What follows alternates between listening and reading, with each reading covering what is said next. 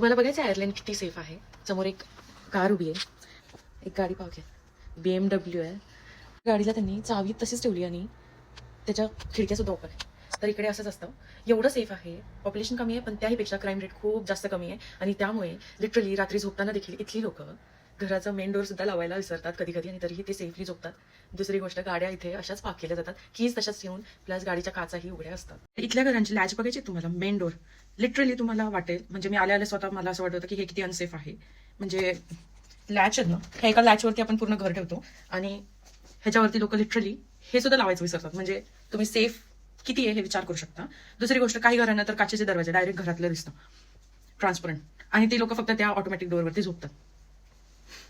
असं वाटलेलं की कोणी पण येईल, तोडून जाईल, आरामात काच फोडेल, घरात घुसू शकतं, हे सगळ्या गोष्टी करू शकतं.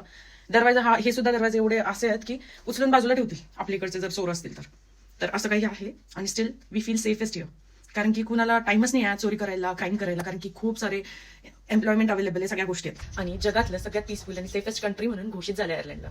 तर बेस्ट कंट्री टू लिव्ह आहे, बेस्टेस्ट. पॉप्युलेशन कमी, कटकट कमी, कोणी कोणाच्या घरामध्ये रोकत नाही. तिसरी गोष्ट, इन्कम जास्त,